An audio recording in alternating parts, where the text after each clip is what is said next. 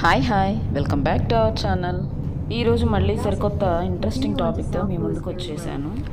అదేంటంటే మామూలుగా సాధారణంగా మనం తోటలకు వెళ్ళడము, తోటల నుండి కాయలు తెచ్చుకోవటము, లేదంటే తోటలను చూడటం అనేది తోటలు ఉన్న వాళ్ళకో లేదంటే పల్లెటూరులో ఉండే వాళ్ళకో సాధ్యమవుతుంది. కానీ అమెరికాలో అయితే ప్రతి ఒక్కళ్ళు పికింగ్ అని, ఫ్రూట్ పికింగ్ అని వెళ్తుంటారండి. Apple picking, mulberry picking, strawberry picking, అట్లాగా బ్లూబెర్రీ పికింగ్, చెర్రీ పికింగ్, ఇలాగా కాలానికి తగ్గట్లుగా పికింగ్ అని చెప్పి ఫామ్స్కి వెళ్తూ ఉంటారు. అలాగే నేను ఇప్పుడు మీకు బ్లూబెర్రీ పికింగ్ని చూపిస్తున్నాను. ఆ ఫ్రూట్ పికింగ్ అనే ప్రాసెస్ ఎలా ఉంటుందంటే, అక్కడ తోటలకు వెళ్ళి మనం తినగలన్న కాయలు తినచ్చండి. అక్కడ ఎన్ని కాయలైనా తినచ్చు.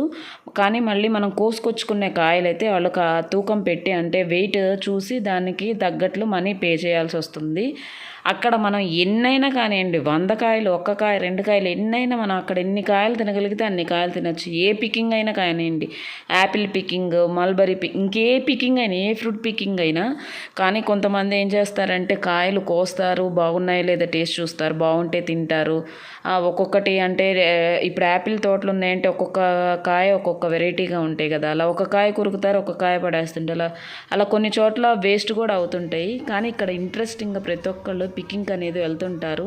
మనం కూడా ఇలాగ చేస్తూ ఉంటే చాలా బాగుంటుంది. మీ ఒపీనియన్ ఏంటో ఒక్కసారి కామెంట్ చేయండి. Thanks for watching.